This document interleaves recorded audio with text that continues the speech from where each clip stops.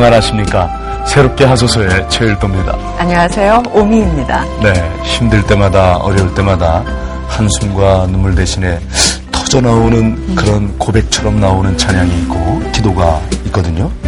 그럴 때 그런 노래, 그 찬양은 또 얼마나 힘이 되고 위로가 되는지 모르겠어요. 그렇습니다. 만약 사람이 말로 위로를 하다 보면은 그 말 자체가 사실은 상처가 될 때도 있거든요. 그렇죠. 그런데 우리가 말이 부족할 때 가슴이 너무 아파하는 사람들을 위해서 말로보다는 어떤 찬양 한 곡을 선물을 하면 참 좋을 것 같아요. 저는 잊혀지지 않은 찬양곡 중에 그 복음성가라고 그러나요? 누군가 널 위하여 기도하네. 그때 굉장히 은혜를 받았고요. 아마 그분이 하고 싶었던, 주님이 저에게 해주고 싶었던 말씀이 이런 게 아닌가라는 응답처럼 들렸었습니다. 그랬군요. 네. 그렇게 날마다 하나님께 올려드리는 찬송시를 쓰고 찬송을 작곡하는 너무도 귀한 분을 오늘 이 자리에 모셨거든요. 네. 이천진 목사님 모셨습니다. 어서 오세요. 감사합니다. 안녕하세요. 정말 성함 그대로 천진한 모습이시네요. 아버님이 지어주셨는데요. 하늘천 참진. 천진난만 할 때 그 한자가 하늘천 참진이에요. 그러니까 얼굴 표정에 이름이 딱 떠 있어요. 네, 저는 사실 그 찬송이라는 것은 대대로 이렇게 내려오는 그런 걸로 저희들이 부르고 요즘 작곡되는 건 다 복음성가인 줄 알았거든요. 어떻게 다른가요? 찬송가. 찬송가, 지금 현재 찬송가를 교회에서 쓰고 있는 찬송가가 한 20여 년 됐어요. 20여 년 됐는데, 이제 외국곡이 너무 많아요. 우리나라 사람이 지은 게, 17곡 정도, 그러니까 3%가 안 됩니다. 그래서 이제 120년이 지났는데 선교, 또 우리 찬송가가 있어야 되지 않겠느냐, 이제 그런 움직임이 있어서 이번에 이제 찬송가를 새로 이제 편찬하게 돼요. 아마 올해 바뀔 것 같아요. 지금 예정으로는요. 그래서 이번에 많은 한국의 그 찬송가 작곡가들이 작곡을 했어요.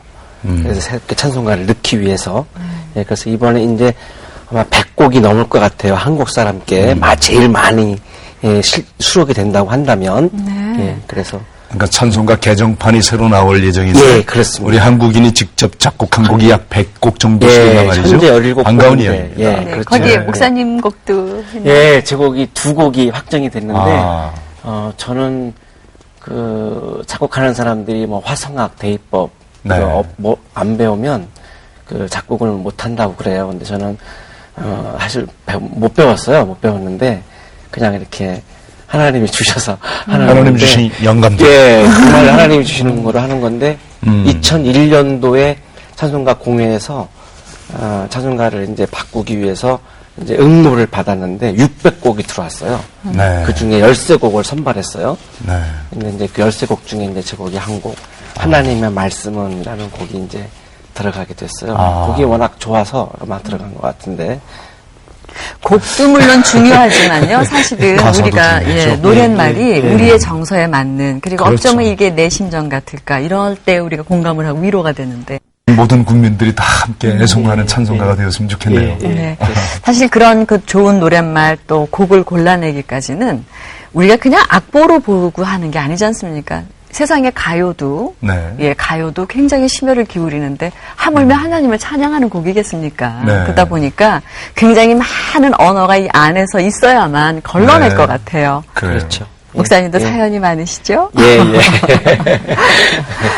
그래서 오늘은 우리가 목사님을 모시고 1인 간증을 듣는 그런 시간인데, 이런 좋은 찬양곡이 나오기까지 목사님 안에는 어떤 언어들이 있는지, 주님과 어떤 대화를 나눴는지 오늘 그 말씀을, 귀한 말씀을 듣도록 하겠습니다.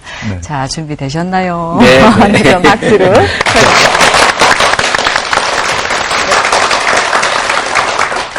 반갑습니다. 저는 1961년 9월 27일에 제주도에서 태어났습니다. 제주도 중문면 월평리라고, 제주도에서도 맨 남쪽 아주 시골이에요. 지금도 가보면 아주 열악한 시골이거든요. 5남 1녀 중에 막내로 저희 어머님이 저를 가지셨어요. 근데 집이 너무너무 어려웠습니다. 굉장히 가난했어요. 저를 가지시고 두 분이 당황하셨어요.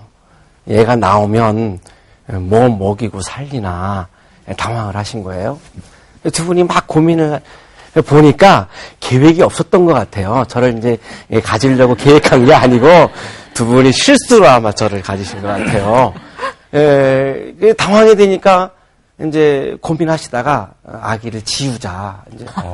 그래서 저희 어머님이 양잿물에 물을 타가지고 저를 가지셨을 때 그거를 드신 거예요.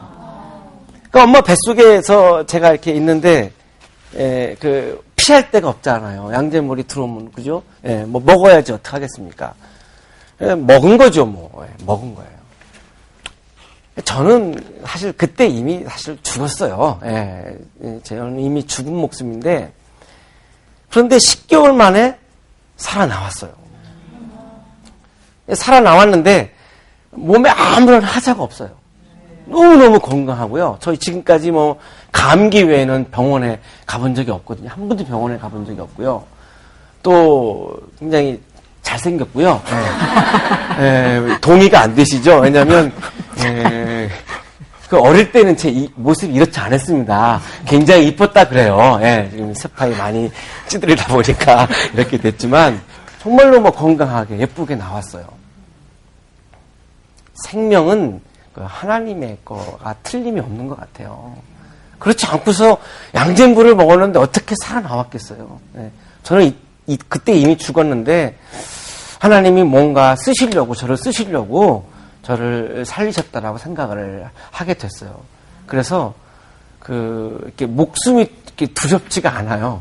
그냥 전 내일 죽어도요, 녹화하다가 뭐 죽어도요, 미련이 없어요. 여한이 없어요. 이미 저는 그때 죽은 거기 때문에, 덤으로 사는 거기 때문에, 하나님을 위해서 내가 목숨 바치고 살자. 이제까지 46년을 그렇게 살아왔어요. 그래서 하나님의 은혜로 살아났어요. 살아났는데 저희 아버님이 제가 미우셨대요. 저를 죽이려고 하다가 실패하니까 미우신 거죠. 그래서 저한테 애정 표현을 안 하셨어요. 근데 생명의 위협을 10개월 동안 이제 받고 살아나오니까 불안하잖아요, 애가. 불안하니까 뭐를 많이 할 것 같아요? 울어. 많이 울죠. 내 존재를 알려서 보호를 받으려고 하는 마음이 있을 거 아니에요. 불안하니까요. 우는데 막 굉장히 크게 울었대요. 저희 아버님이 설교 준비하다가 목사님이었어요. 그렇게 준비하다가 제가 막 울면은 이제 방해가 되니까. 그리고 제가 이제 안 이쁘니까. 막 소리를 빠락 지르셨대요. 갖다 버려! 막 이렇게 소리를 주셨대요. 저희 아버님이 굉장히 무서운 분이었습니다. 저희 어머님이 얼마나 안쓰러운지 대나무로 바구니를 만들어가지고 저를 거기다가 눕혀놓고 막 흔드셨대요. 이렇게 안심시켜 주려고. 막 흔들면 애가 잠드는 거예요. 잠들었구나. 이제 부엌에 가서 밥을 해야지. 바구니를 탁 놓으면 어떻게 예민한지, 이제 민감한지 그걸 또 알고 또 울어대는 거예요. 그럼 아버님이 또 갖다 버려! 왜 안 버려! 바락 소리를 지르시는 거예요. 그런데 우리 교인들이 저를 굉장히 예뻐하셨대요. 그래서, 그리고 제가 굉장히 예뻤대요. 예배 끝나고 집에 가시다가 주택에 들려가지고 꼭 제 볼에다가 뽀뽀를 해주셨대요. 우리 집사님들이. 예쁘다고. 예쁘다고 교인들이 하니까 우리 아버님도 조금씩 생각이 변하는 거예요. 자꾸 주위에서 예쁘다고 하니까. 딱 1년 만에 제가 예뻐졌대요. 1년 만에. 그래서 1년 만에 갖다 버리를 안 하셨대요. 1년 만에. 그래서 이제 1년 만에 제가 이제 안심이 된 거죠. 어떻게 보면 살아난 거죠. 살아났는데 초등학교 3학년 때 그 아버님이 목회하는 그 교회에 풍금이 있었어요. 그때 시골 교회는 피아노가 없었어요. 풍금 위에 딱 앉았는데 갑자기 찬송가가 4부로 쳐지기 시작하는 거예요. 저는요, 지금도 바이에 1분도 레슨을 못 받았어요. 피아노도 시골에는 없었고, 레슨 받을 형편도 안 됐고, 저는 지금도 바이에 1번 교본을 배워본 적이 없고요. 그냥 그날 혼자서 이렇게 터득을 했어요. 그래서 찬송가가 쳐지기 시작을 했는데, 하나님의 은혜죠. 이거 뭐 혼자서 어떻게 그걸 제 능력으로 터득을 하겠습니까? 그래서 아버지 교회에서 제가 반주자가 됐습니다. 시골에는 반주자도 없잖아요. 예, 초등학교 3학년 때부터 제가 줄곧 아주 오랫동안 예배 반주자가 됐어요. 예, 그래서 건반을 이제 터득을 했는데 그냥 노래만 알면 이렇게 악보 안 봐도요. 이렇게 눈 감고도 다 쳐요. 예, 예, 지금도 사람들이 그거를 이렇게 천재성이라고 말을 해요. 예, 제가 그러는 게 아니라 사람들이 그렇게 말을 하더라고요. 예, 그래서 예배 반주자가 돼가지고 이제 예배 반주를 하게 되었는데 중학교 2학년 때 비가 막 내리는 날 갑자기 작곡이 하고 싶은 거예요. 그래서 이제 오선지 갖다 놓고 비가 오니까 제목 비가 내리네 이렇게 제목을 쓰고 작곡을 했어요. 네. 그러고서 이제 며칠 후에 소풍 갔는데 애들이 저보고 막 노래를 부르래요. 비도 안 오는 날 이제 기타 붙잡고 이제 비가 내리네를 막 이제 불렀어요. 우리 음악 선생님이 박문호 선생님이었는데 저를 부르더니 천진아 처음 들어보는 노래인데 무슨 노래야? 그래서 선생님 제가 며칠 전에 작곡을 했어요. 그랬더니 야, 너 음악성이 탁월하구나. 너 음악가가 돼보지 그래. 그 선생님 말씀에 제가 용기를 얻은 거예요. 전문가시니까 야, 내가 음악성이 있구나. 그때까지 제가 제 진로를 정하지 못했었는데 그날 제가 비전을 품었어요. 나는 음악가가 되겠다. 작곡가가 되겠다. 어떤 음악가? 세계적인 음악가. 세계적인 음악가는 어떤 음악가? 하나님을 감동시켜서 하나님을 울게 하는 곡을 쓰는 작곡가. 왜 한국에는 베토벤, 슈베르트, 모차르트 이런 사람들이 없는가? 한국인이 세계에서 참 우수한 민족인데 작곡 분야에서는 세계적인 작곡가가 왜 없는가? 내가 이거를 해가지고 하나님을 기쁘게 해드리고 하나님을 울게 하고 하나님께 영광 돌려드리고 또 우리 한국인들을 기쁘게 하는 작곡가로 산다면 내 삶이 참 행복하겠다. 이런 비전을 품은 거예요. 그래서 제 마음속에 음악가가 되려고 하는 이제 마음을 품고 제가 열심히 살았는데 물론 레슨을 못 받았죠. 뭐 이렇게 작곡 레슨을 못 받았어요. 고등학교 3학년 때 저희 아버님이 저를 이제 부르더니 이제 질문을 하세요. 너 어느 대학 갈라 그러니? 뭐 주저할 게 없죠. 저 음대 가겠습니다. 그랬더니 저희 아버님이 꿈깨 한마디로 꿈깨. 왜요? 거긴 비싸서 안 돼. 뭐 사는 게 힘드시니까 조그만 시골교회에서 평생 목회하셨어요. 그러니까 굉장히 힘드셨죠. 그래서 아버지한테 음대 안 보내주면 저 밥 안 먹겠습니다. 죽으면 죽으리라 이제 이런 마음을 가지고 이제 단식에 들어갔습니다. 음대 허락할 때까지 밥 안 먹겠습니다. 저희 아버님이 얼마나 독하신 분이냐면 한 달이 되었는데도 전혀 꿈쩍도 안 하셨어요. 제가 30일을 물만 먹었습니다. 네, 죽을 각오하고요. 저희 아버님이 죽으려면 죽으래요. 눈 하나 꿈쩍 안 하셨어요. 그러면서 그때 털어놓으셨어요. 너 엄마 뱃속에 있을 때 먹을 게 없어서 너 나오면 고생할까봐 너 죽이려고 양재물 먹였는데 그래도 안 죽더라 독해가지고 그때 털어놓으신 거예요. 네, 뭐 지금 죽겠다고 그러니 잘 됐지 뭐. 내 속에 막 아버지에 대한 막 원망도 생기고, 내 친아버지 맞나? 내가 진짜 친아들인가? 이런 의심도 들고, 아버지가 야속하고요. 막 오기가 막 생기는 거예요. 우리 아버님이 제 그 오기를 아마 불러일으키신 것 같아요. 안 되겠다, 살아야지 안 되겠다. 단식을 이제 한 달 만에 끝냈습니다. 미음 먹고 죽 먹고 이제 기운 얻어가지고, 이제 두 가지 결심을 했어요. 단식 끝내는 날. 내가 음악가가 되긴 틀린 것 같다. 어떤 직업을 가질지 모르지만 내 아버지한테 행복하게 사는 거 보여주고 말겠다. 두 번째 결심, 음대 가기 틀렸는데 음대 나온 사람보다 내가 더 좋은 곡 쓰고 말겠다. 이런 두 가지 결심을 하고 이제 단식을 끝내고 이제 기운을 차려서 아버지한테 가서 물었어. 어느 대학 갈까요? 신학대학 가. 제가 태어나가지고요 아버님 말씀에 처음으로 토달아봤어요. 목사 아들은 꼭 신학대학 가야 됩니까?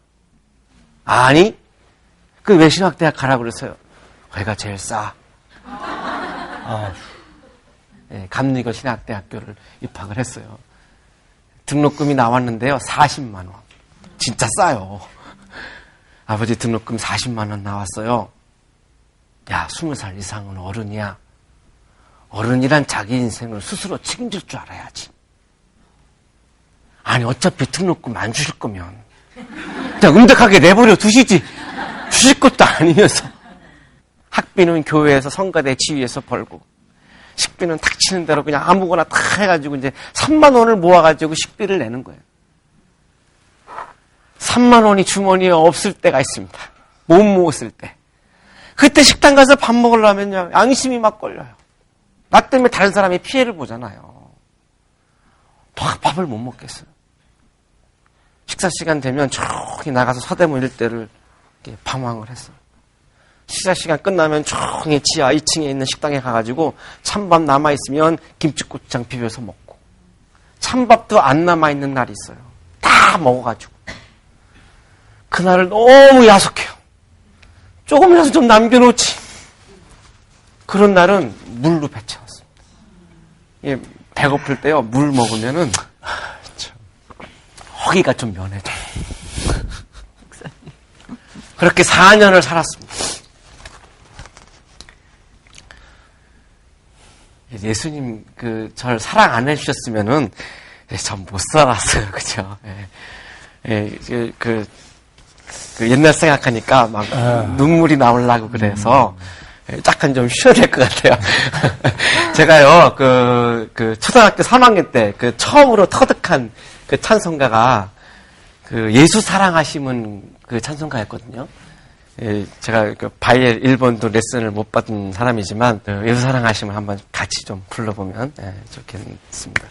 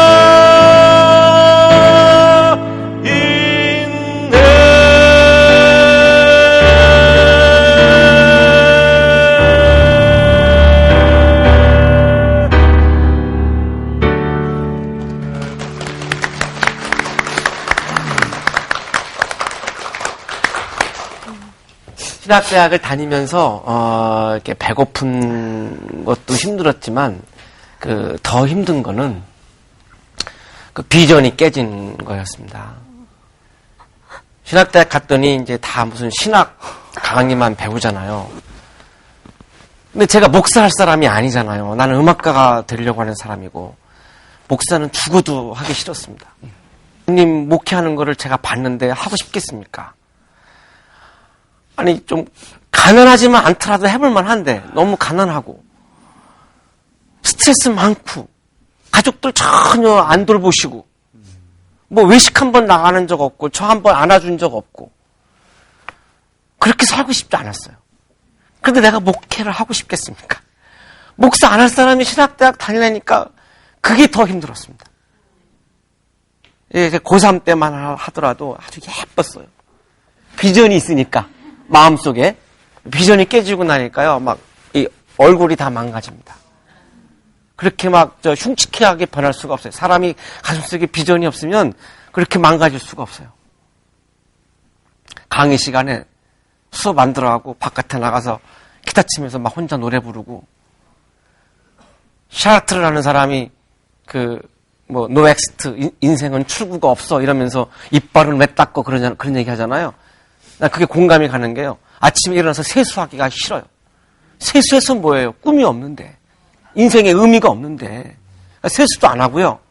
머리카락도 안 잘라서 여기 막 장발 여기까지 기르고 가운데 가르마 타고 이렇게 얼굴 가리고 다니고 남한테 얼굴 보이는 것도 싫고 막 그래도 이게 막 분이 안 풀려서 한국의 신학대학 역사상 최초로 신학대학 안에 락밴드 하나를 만들었어요.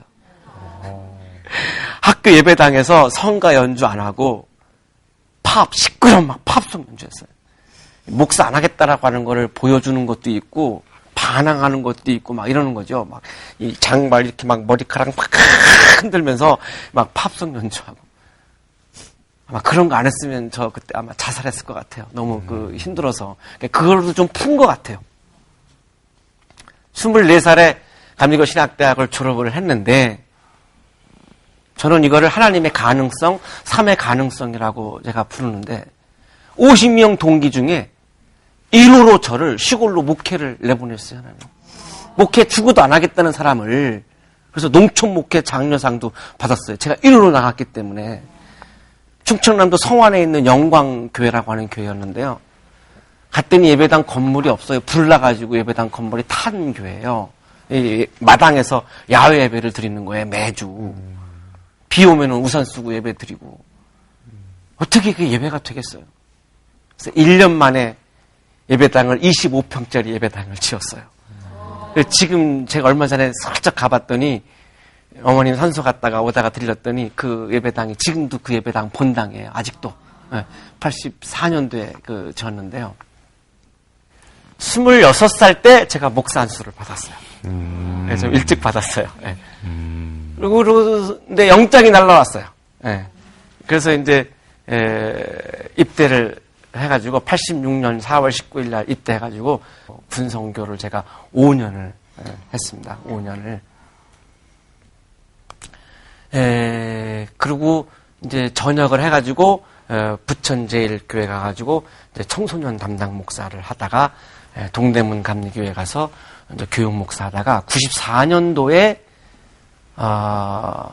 제가 이화여대 병설 미디어 고등학교 제가 지금 교목으로 있는 학교에 갔어요. 간지 2달 만에 장례식을 치렀습니다. 얘기를 할까 말까 참 고민했던 부분인데 제가 가명을 쓰고 좀 얘기를 할게요. 이제 영아라고 하는 우리 중학교 2학년 아이가 아주 얼굴도 예쁘고요. 아주 키도 크고요. 우리 오미 씨 닮았어요. 아주 이렇게 아주 이뻐요. 우리 학교 성가대도 열심히 하고 공부를 반에서 2등하는 아이예요.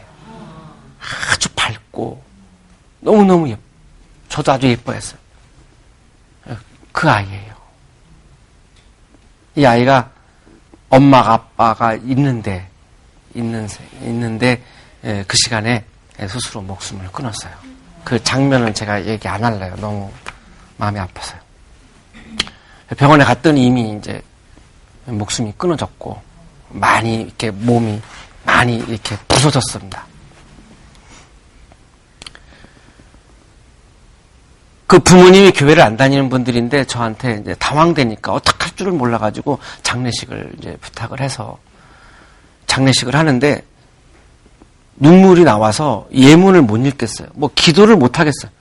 내 마음속에 막 하나님에 대한 원망이 막 너무너무 많았습니다. 하나님 앞에 막 질문했습니다. 막 따졌습니다. 하나님, 이 아이를 왜 데려가십니까? 지금 15살밖에 안 된 아이. 얘가 그렇게 죄가 많습니까? 우리 주위에 못된 사람들 참 많은데 그런 사람들은 버젓이 살려두시고 이렇게 예쁜 아이를 앞으로 경험해야 될 것이 너무나 많은 이 아이를 하나님 지금 이 시간에 왜 데려가십니까? 하나님 대답 좀 해주십시오. 하나님 그거 대답해 주면 내가 장례식을 하죠. 어떻게 나보고 장례식을 하라고 그러십니까? 하나님. 이 질문이 나오고 원망이 나오니까 막 눈물이 쏟아지고 장례식을 못 하겠습니다. 벽제 화장터에 가서 간신히 장례식을 치렀습니다. 장례식이 끝나고 그 어머님이 저한테 실토하셨습니다. 목사님, 영아는 제가 죽였어요. 2등하는 내 딸아이를 1등 시키려고 잠 오지 않는 타임이라고 하는 약을 먹였어요. 그걸 1년 동안 그걸 약을 먹었으니 애가 신경쇠약에 걸리죠. 신경쇠약 걸리면요, 조그만 힘든 일이 와도 그걸 못 견디거든요. 극단적인 선택을 하게 되죠. 저 충격이었습니다. 사람이 스스로 목숨을 끊을 때 사랑하는 사람 얼굴이 한 사람이라도 떠오르면은요, 못합니다. 그 사람 생각나서 못해요. 저 굉장히 자책했습니다. 내가 참 게으른 종이었구나. 내가 영화에게 정말로 더 사랑을 줬더라면 영화가 내 얼굴이라도 떠올라서 못했을 텐데 내가 참 사랑에 부족했구나. 내가 참 게으른 종이었구나. 내가 하나님이 보내셔서 이 학원에 와서 내가 하나님의 종으로서 사역을 하는데 내가 정말로 게으른 종이었구나. 그날 이후 제 설교가 바뀌었습니다. 제 설교 주제는 여러분 자신을 사랑하십시오. 자신을 존경하십시오. 자신을 용서하십시오.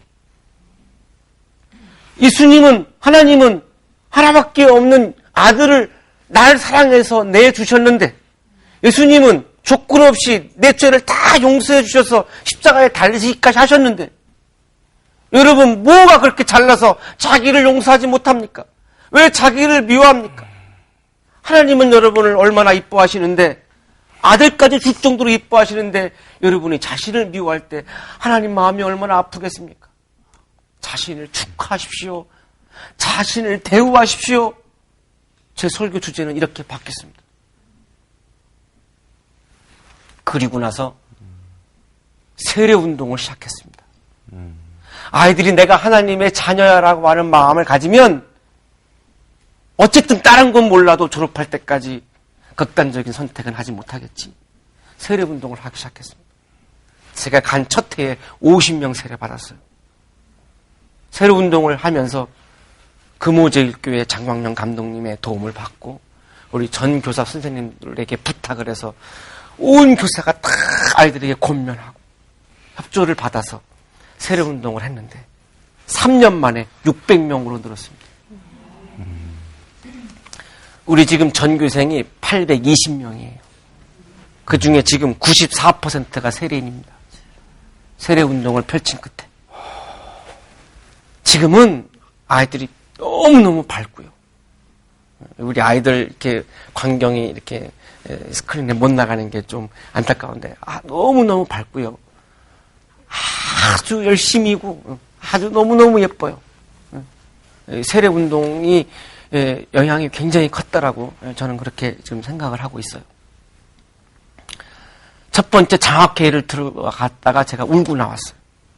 한 아이가 영양실조 걸려가지고 수업하다가 기절하는 아이가 있대요.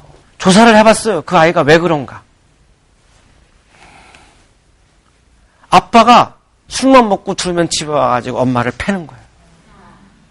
엄마가 견디다 못해가지고 엄마가 집을 나갔습니다. 그러니까 아빠하고 가명 쓸게요. 예. 오기하고 오기 남동생하고 이제 셋 남은 거예요.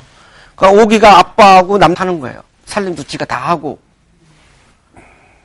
아빠가 도저히 힘드니까 다른 여자랑 눈이 맞아가지고 아빠도 집을 나가버렸어요. 그러니까 오기하고 남동생하고 둘 남은 거죠.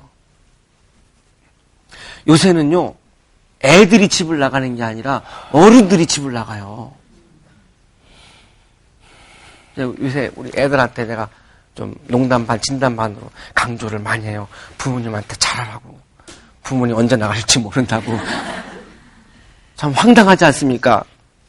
오기가 혼자 남아가지고 남동생 데리고 먹이고 학교 다니고 먹을 게 있나요? 허구한 날 굶어가지고 바싹 마른 거예요. 영양실조 걸려가지고 수업하다가 쓰러진 거예요. 막 눈물이 나오더라고요.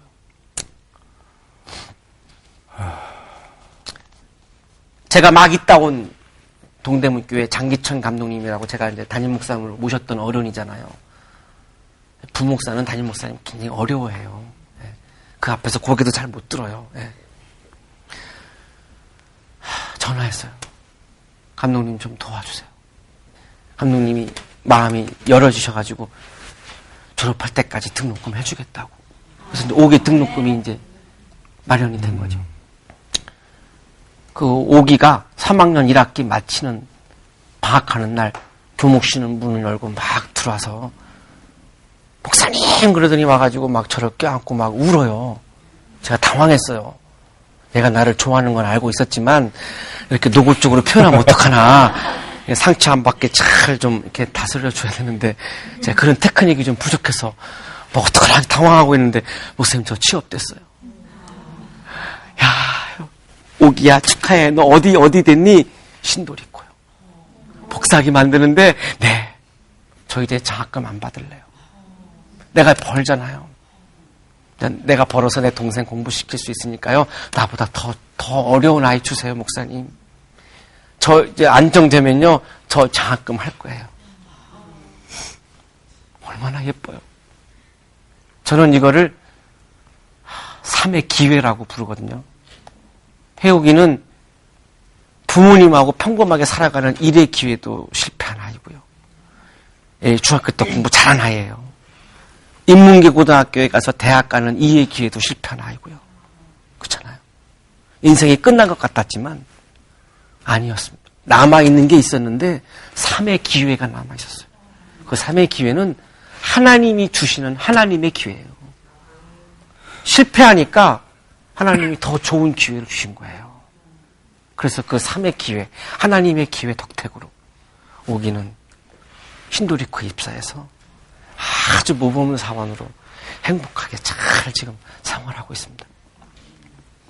진이라는 가명서, 진이라는 아이, 태능중학교 학생회장 출신인데 집안이 어려워서 이제 우리 학교에 왔어요. 수업하러 들어갔더니 표정이 어두워요. 진이야, 너 무슨 일 있니? 대답을 안 해요. 너 수업 끝나고 교목실에 좀 들려. 단둘이 있는 자리에서 물었어요. 너 무슨 일 있지? 얘기해봐. 목사님, 저 집 나왔어요. 왜 임마? 아빠하고 엄마하고 언니하고 저하고 4식구 사는데요. 아빠가 참 점잖으신데 술만 먹고 들어오면 그렇게 돌변하셔서 엄마하고 언니하고 저를 막 마구마구 때리세요. 견디다 못해 3식구가 의논해서 같이 집을 나왔는데 갈 데가 없었어요. 그래서 3식구가 뿔뿔이 흩어졌어요. 그저께는 언니 회사 사무실 소파에서 잤고요. 어제는 친구 집에서 잤고요. 오늘은 찜질방에서 자려고 그래요. 주머니를 막 뒤졌더니 3만 원이 있어요. 3만 원을 진이한테 주면서 너 이거 갖고 굶으면 안 돼. 라면이라도 꼭 사 먹고. 그리고 이제 목사님한테 전화해가지고 또 진이 이제 등록금하고 생활비를 이제 장학금으로 또 마련을 했어요. 그래서 학교를 잘 다녔는데 한 달쯤 됐는데 수업하러 갔더니 자리에 없어요. 담임 선생님이 강효순 선생님인데 선생님 진이요. 진이 병원에 있어요. 왜요? 뇌를 다쳤어요. 왜요? 나 나와서 한 달 동안 있다가 도저히 못 살겠으니까 엄마하고 언니하고 연락해가지고 이제 다시 집에 들어갔대요. 단칸방에 사는 애들 많아요. 한 달간 나가서 이제 이렇게 하다가 힘드니까 이제 진이가 이제 이렇게 누워서 이제 쉬고 있는데 아빠가 이제 화가 난 거예요. 세 식구가 나갔다가 아무 말 없이 나갔다 한 달 만에 들어오니까 화가 난 거죠. 나가서 이제 술 막 드시고 이제 들어와가지고 구두발 신은 채로 들어와가지고 그 구두 신은 채로 그냥 누워있는 그 진이 머리를 막 짓밟고 막 그 뾰족한 구두를 막 해고 해가지고 뇌를 다친 거예요. 그래서 병원에 간 거예요. 참 이런 거를 그 출구 없음 노 엑스트라고 말하는 거 아니에요? 참 진이의 인생에 있어서 무슨 출구가 남아 있어요? 막막하잖아요. 뇌를 다쳤으니 정상적으로 내가 살아갈 수 있을까? 고3 때 이런 일을 당했으니 막막하잖아요. 내가 과연 취업할 수 있을까? 진학할 수 있을까? 내 건강이 돌아올 수 있을까? 그래서 저는 아이들한테 제 3의 출구가 있다. 하나님의 출구가 있다. 1의 출구가 막히고 2의 출구가 막혀도 끝난 게 아니다. 하나님이 열어주시는 하나님의 출구가 남아있다. 그걸 아이들에게 참 많이 강조를 합니다. 그래서 우리 아이들하고 예배 때마다 꼭 부르는 찬양이 있어.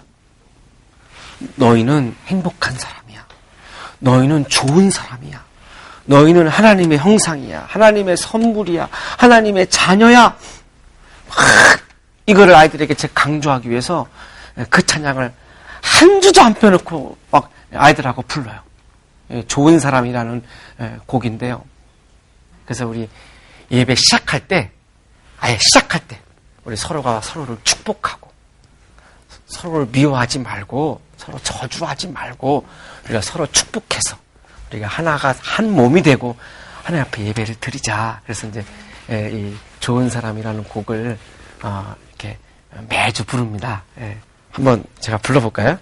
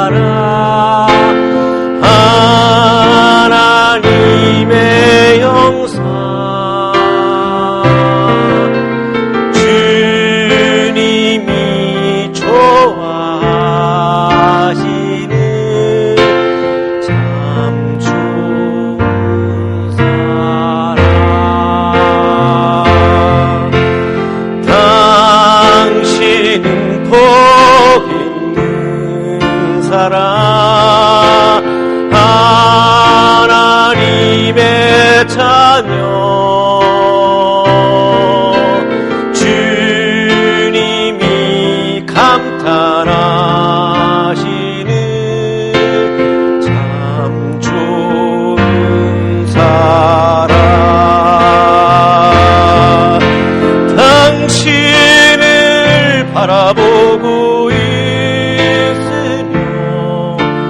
너무 행복해. 당신의 손을 잡고 있으며 너무 행복해.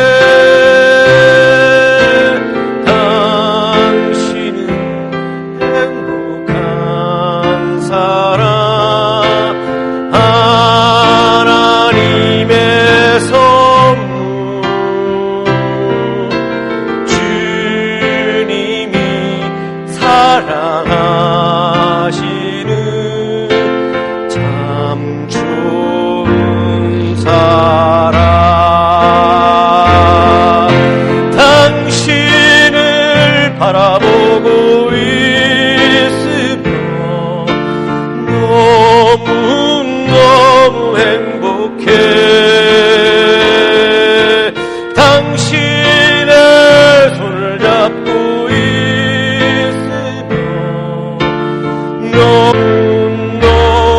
행복해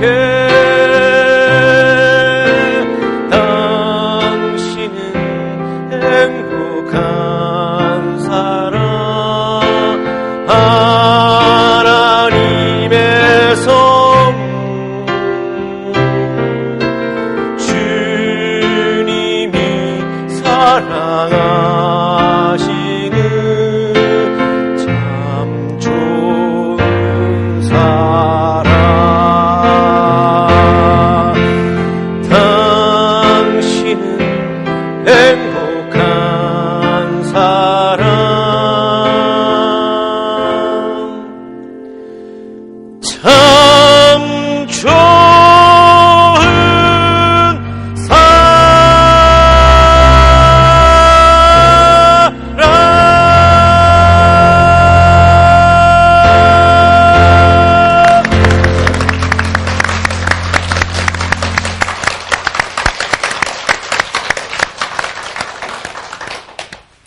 제가 음대를 못 갔잖아요. 제가 3의 가능성, 하나님의 가능성을 아까 말씀드렸었는데 음대 가는 이제 1의 가능성도 실패하고 작곡가가 되는 2의 가능성도 실패하고 이제 끝난 것 같았는데 사실 제가 감리거신학대학교 2학년 때 여름성경학교 주제가를 작곡하게 됐어요. 성경학교 전체 주제가를 대학 2학년 때. 그래서 이제 이렇게 나갔는데 반응이 굉장히 좋았어요. 그래서 이제 작곡가로 이제 이렇게 알려지기 시작을 했는데 97년도인 것 같아요. 여기 기독교 방송국에서 주최한 제1회 통일 가요제에 그 성령의 바람이라는 그 5분짜리 그 국악 찬양곡을 출품을 했어요. 물론 노래는 제가 안 하고요. 제가 노래 잘 못하잖아요. 들어보셨지만 노래 잘하는 분이 하고 했는데 대상을 받았습니다. 그리고 2회 때는 또 금상을 받고 찬송가 위원회에서 찬송가 위원으로 일해달라고 그래서 찬송가 이제 위원으로 이제 일하게 되고 찬송가 공예 음악위원은 찬송가 들어가는 거 이렇게 빼는 거 심사하는 모임이에요. 회의예요. 저는 뭐 작곡가도 아닌데 그 작곡가들이 모여서 하시거든요. 찬송가 공예 음악위원으로 또 일해달라고 찬송가 공예 지금 음악원으로 또 일하고 있어요. 그러고 있는데 창천교회 문화쉼터에서 작곡 발표를 하자는 거예요. 그래서 나는 뭐 음대도 안 나왔고 작곡가도 안 나왔는데 내가 어떻게 작곡 발표를 하냐고. 아니라고. 그 국악 찬양 작곡에 대해서 목사님 너무너무 그 좋은 곡들을 많이 쓰셨고 그래서 추석을 맞이해서 국악 찬양곡을 가지고 작곡 발표를 꼭 하자고. 작곡 발표하는데 이제 또 이제 PD 선생님 이런 분들이 작곡집을 내셔야 된다고. 이게 한번 끝나고 말면은 무슨 소용이 있냐고. 이거 사람들이 듣고서 또 자꾸 부르려면 악보를 줘야 되는데 작곡집을 내야 된다는 거예요. 아이고 작곡집을 어떻게 내냐고. 그거 비싼데 나 돈 없다고. 어떻게 좀 싸게 어떻게 해보라고. 아, 또 성화해요. 그래가지고 또 작곡집을 냈어요. 예, 또 있는 돈 없는 돈 다 털어가지고 작곡집도 나왔어요. 그게 저도 모르게 미국으로 건너갔어요. 보낸 적도 저는 없어요. 제가 이제 겸손해서 막 자랑 잘 못하거든요. 그러니까 제 노래가 막 지금 미국에도 막 울려 퍼지게 된 거예요. 예, 제 노래가 아니죠. 하나님의 노래죠. 예. 이게 하나님의 가능성이죠. 우리 학교에 송명숙 선생님이라고 하는 국어 선생님이 이제 퇴임하셨습니다. 지금은. 오늘 갑자기 오셔가지고 목사님 국악 찬양곡을 우리 학교 애들만 가르쳐 주냐고. 뭐 어떡하냐고. 음반을 내가지고 많은 분들이 부를 수 있게 해주셔야죠. 아이고 그 음반 내는 게 얼마나 비싼데요. 돈이 어디 있어요? 그랬더니 여기 있잖아요. 그러면서 뭘 봉투를 툭 꺼냈어요. 뭐냐고. 돈이래요. 선생님도 본 거 박해요. 예, 넉넉하지 않거든요. 진짜로요. 얼만데요? 그랬더니 1,000만 원이요. 수익금이 600만 원이 생겼네요. 그 600만 원 가지고 한 학급 들어가는 예배실을 만든 거예요. 그래서 학급 단위로 계속 들어가서 예배 드리라고. 우리 아이들이 예배 드리는 걸 굉장히 좋아해요. 아주 기뻐해요. 예, 막 우리 예배는 즐거운 예배, 기쁜 예배, 축제 예배 막 이런 컨셉. 그게 이제 그랬더니 막 세례율이 또 막 올라가서 이제 지금 94%가 되는데 굉장한 기여를 많이 한 그런 음반이 되었죠. 그래서 그러다가 또 이제 이번에 찬송가에 두 곡이나 또 이제 또 들어가게 되고 이거를 저는 하나님의 가능성이다. 삶의 가능성이다. 그래서 또 음악의 길도 열심히 걸어가고 있고 행복하게 하루를 내일 죽어도 미련이 없다 이런 마음으로 세 번째 목숨 건 거는 이제 한국 찬송가, 우리 가락 찬송가 이렇게 하면서 하루하루 행복하게 살고 있습니다. 여기까지.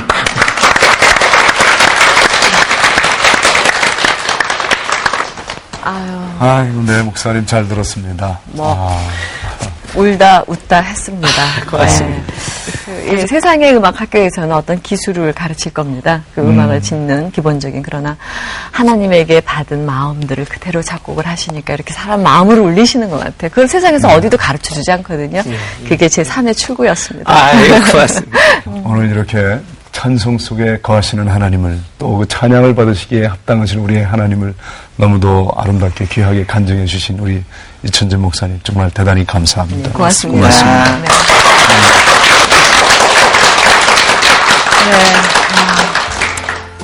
하루가 짧다 해도 꽃이 피고 지는데 넉넉한 시간이고요. 인생이 짧다 해도 정말 꿈 하나 이루는데 넉넉한 그런 시간이라고 합니다. 그러니까 우리의 제3의 출근을 이제 하나님과 함께 했으면 하는 바람입니다. 네, 호흡이 있는 그 순간까지 마땅히 찬양 받으시기에 합당한 우리 하나님 찬양하며 사는 우리 모든 시청자 가족 여러분이 되셨으면 좋겠습니다. 새롭게 하셔서 오늘 여기서 인사드리겠습니다. 저희는 다시 다음 시간 또 찾아뵙도록 하겠습니다.